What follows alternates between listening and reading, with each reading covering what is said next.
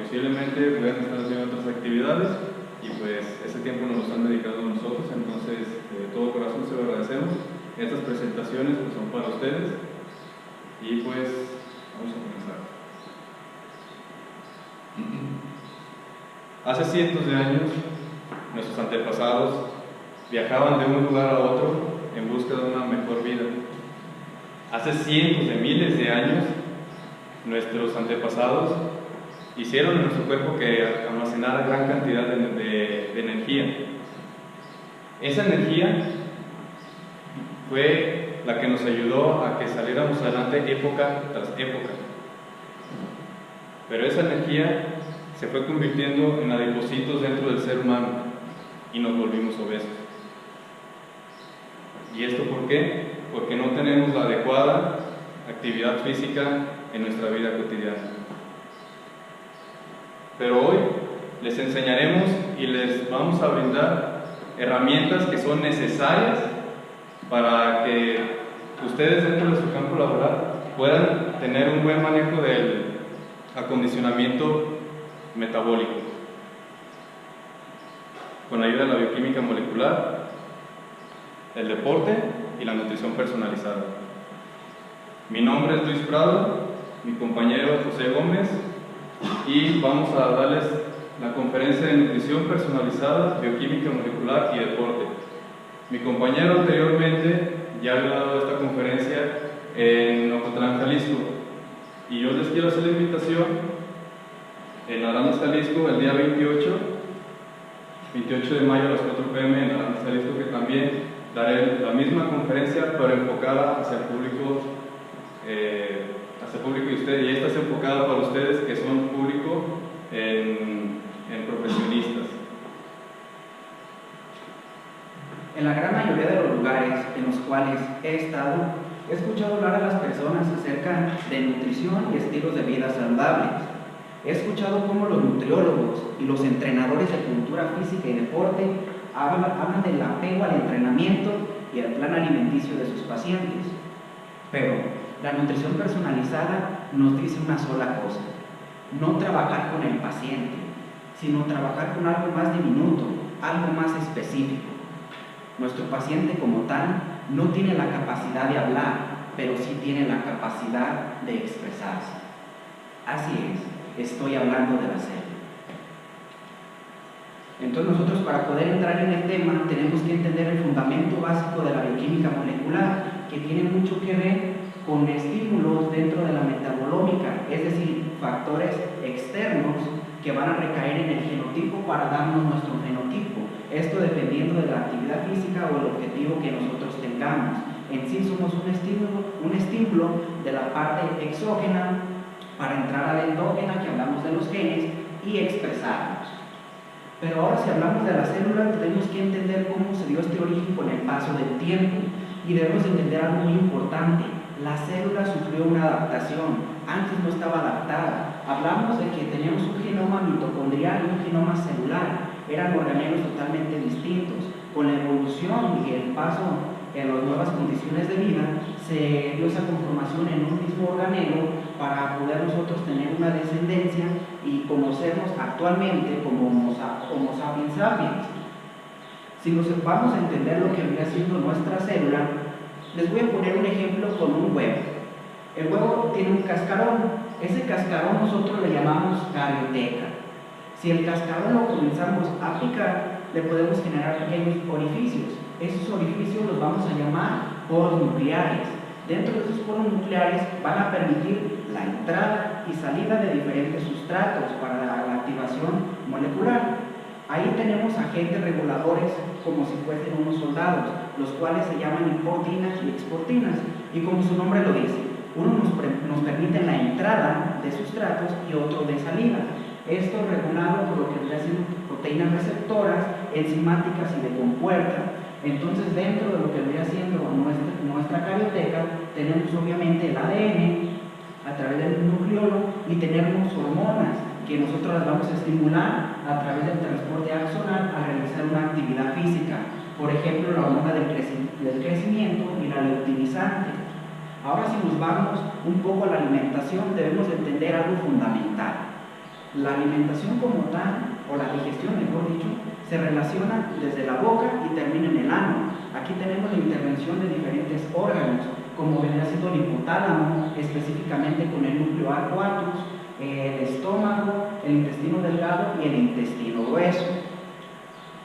Pero si hablamos de la saciedad y el hambre, ¿cómo es que nosotros comemos? Esto tiene que ver con dos estímulos, uno obviamente de comer y otro dejar de comer. Ustedes les ha pasado a cada uno independientemente este estímulo. Cuando tenemos el estómago vacío, empezamos a tener hambre, pues, oye, necesito comer algo. Esto se da por la hormona llamada grelina. Esta grelina se va a ir hacia el hipotálamo, en el núcleo arcuatus, y manda la señal hacia las neuronas de los receptores de la misma hormona, en el cual el neuropéptido llega y con su receptor te dice que comas, tienes hambre, tienes una necesidad energética que cumplir y es por ello que la vas a realizar. Pero ¿qué pasa lo contrario? ¿Cómo es que tú dejas de comer? Esto es lo importante, tiene que ver con otro tipo de hormona que se llama melanocortina, la cual con la leptina y la melanocortina le manda la señalización a tu hormona para que dejes de comer. Por ello es que aquí se desmiente o se afirma el mito que se tiene con respecto a 30 minutos para generar tu alimentación. Entonces, es decir, a los 30 minutos comienzan a llegar estas hormonas. Obviamente depende de la adaptación fisiológica que tú tengas, porque hay personas que pueden seguir comiendo el alimento después de media hora, por lo general es un promedio que se tiene. Pero ahora si hablamos un poquito más de la contracción muscular, debemos entender que hay comunicación. Esta comunicación va a estar brindada por nuestros órganos y sentidos, desde la vista, la neurona, para recaer en la glándula suprarrenal y generarnos adrenalina. Esta adrenalina va a entrar a la célula para estimularnos diferentes vías metabólicas y generar contracción muscular. Aquí, por ejemplo, para ello debemos entender que la neurona tiene vínculos, es decir, tenemos neuronas sensitivas. A través de la neurona sensitiva tenemos una interneurona que está mediando esa señalización para llegar a la neurona motora. Por ejemplo, muchos de ustedes recordarán en fisiología que tenemos el par craneal número 10, el cual manda la señalización a todo el cuerpo, es decir, desde la punta del pie hasta tu último pelito del cabello. La neurona motora hace específicamente lo mismo. A través de la señalización recae hacia el músculo. Ahora, por ejemplo, te puedes preguntar, ¿pero cómo se da esa comunicación? Aquí tenemos dos estímulos, un transporte de ida y otro de regreso. Aquí tenemos un neurotransmisor muy importante, su nombre es acetilcolina. Ese neurotransmisor lo acabo de activar. He generado una contracción muscular. Es, por ejemplo, cuando conectan su celular. A través de ese puerto USB hay conexión de un voltaje. Entonces tiene que ver cada vez que yo muevo mi brazo, la acetilcolina, imaginemos en una parte imaginatoria en 3D que se movió ese estímulo. Tiene que ver con el transporte anterógrado. Cuando vuelvo a recaer mi brazo, hablo de un transporte retrógrado que tiene que ver con proteínas enzimáticas como la quinesina y lineína. Lo podemos ver, por ejemplo, la gente cuando realiza contracción muscular con una mancuerna en el gimnasio. Toma su mancuerna, la levanta, tenemos el transporte anterógrado por el transporte de la acetilcolina y de la quinesina, mientras que cuando bajamos nuestra mancuerna nos vamos al transporte de regreso, que tiene que ver con la lineína. Ahora, por ejemplo, si hablamos de la contracción muscular, debemos entender algo muy importante, lo cual es potenciales de membrana. Esto tiene que ver con concentraciones iónicas, específicamente del sodio y el potasio. Y para ello también tenemos potenciales de acción. Esto tiene que ver con la activación del voltaje del sodio. Entonces tal vez te preguntas, ¿voltaje? ¿A poco me cuerpo el voltaje? Claro que hay voltaje. Ese voltaje nosotros lo medimos en nuestra neurona como milivolts. Es decir, cuando tú te encuentras dormido, te encuentras a menos 90 milivolts. Cada vez que tú despiertas, empiezas a generar un estímulo con los canales de sodio y ese voltaje, el umbral comienza a cambiar hasta que cuando tú generas una actividad física te vas a encontrar a más 35 y te lo explico de tal manera. Por ejemplo, aquí tenemos los umbrales. Hablamos de un umbral de menos 70, que es como ahorita ustedes se encuentran. Cuando van a realizar una actividad física muy independientemente de la que suelen realizar, ya sea boxeo, algunos que corren, otros que se encuentran en el gimnasio, van a activar ese umbral, ese potencial en los milivolts de su célula. Entonces se despolariza el sodio, se abren los canales de sodio y llegan a más 35. Aquí es cuando tú estás entrenando y estás dando lo máximo en tu actividad física, estás dando lo mejor de ti, pero ¿qué crees? No puedes mantener los más 35 por mucho tiempo. En cualquier deporte no los puedes mantener, entonces debes de bajar, debes de tener un poco de descanso para volver a subir. Entonces se cierran los canales de sodio, se bloquean y se activan los de potasio para que exista una despolarización. Aquí hablamos de dos periodos. Un periodo refractario, que puede ser absoluto, que vuelvas al descanso, o relativo, que vuelvas a subir, dependiendo de cómo estés generando tu estímulo de los sustratos al realizar la actividad física. Aquí, por ejemplo, algo que quiero aportarles es de que ustedes dejan tiempo en ir al gimnasio o realizar una actividad física. Vuelves, y esto es muy específico en el gimnasio, te dicen, oye, me dolió mucho la pierna, el brazo, el pecho, porque dejé de hacer actividad física. Y te suelen decir, es que es el ácido láctico. No, el ácido láctico como tal no te genera dolor, ni siquiera tiene que ver con el estímulo, y lo vamos a ver más adelante para qué nos sirve el ácido láctico. Lo que te duele es la unidad funcional del músculo, específicamente el sarcómero. Entonces, para poder entender los músculos debemos de recordar que tienen una clasificación en 3, que vendría siendo un músculo liso, que lo encontramos mayormente en el estómago. Tenemos también un músculo esquelético, que se encuentra más que nada en la contracción muscular en tu actividad física, y el cardíaco, que obviamente pues, se encuentra vinculado con el órgano, que es el corazón. Ahora, si hacemos un resumen de esto, te lo digo de tal manera. Entonces, la neurona recibe la información, se despolariza y viaja el neurotransmisor, que es la acetilcolina, que les acabo de mencionar. El receptor del músculo abre los canales de sodio para generar ese estímulo, abre los canales de calcio, el calcio se va a unir a la troponina C y T para generar tropomiosina. Esa miosina se une a la actina es la que nosotros necesitamos para generar contracción muscular, pero debe de degradarse el ATP. Por ejemplo, imaginemos, el ATP es una moneda de cambio, tenemos ATP, ADP, GTP y UDP. Principalmente vamos a trabajar con ATP o ADP. Imaginemos que tienen 150 pesos y quieren gastarlo. Esos 150, para que haya una contracción muscular, debe de hacerse ADP. Entonces, ¿qué pasa? Gastas un sustrato, entonces regalas 50 y te quedas con 100 pesos. Así es como quedaría esta ejemplificación en este caso. Y por encima ATP generas contracción muscular a través de una moneda de cambio. Ahora, por ejemplo, si queremos entender esto, debemos entrar a vías metabólicas, por ejemplo, la glucólisis. Y tú te puedes decir, ya voy a empezar con números raros y gachos que no nos gustan mucho a los nutriólogos o médicos, que también suelen pasar. No vengo a explicarte como tal los nombres raros, sino la funcionalidad de esta vía metabólica.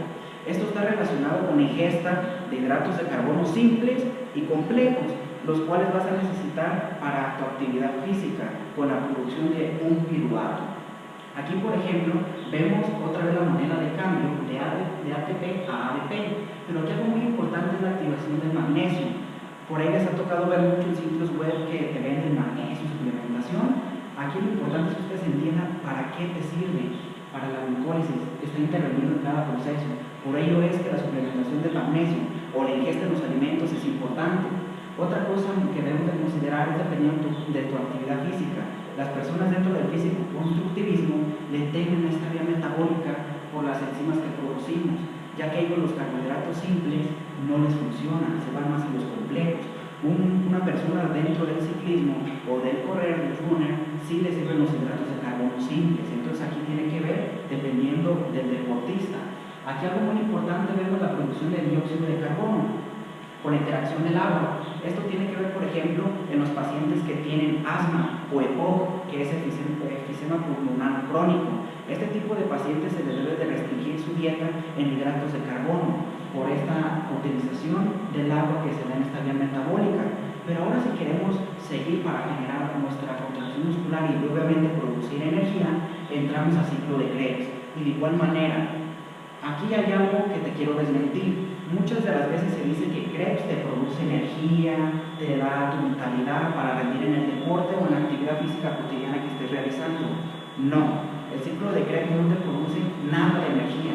Esto es un mito que se tiene y le puedes preguntar a nutriólogos, a médicos, a entrenadores y te van a decir que aquí se produce energía, pero no. Lo único que vamos a ver es la hidratación. Por ahí hay muchos memes en Facebook.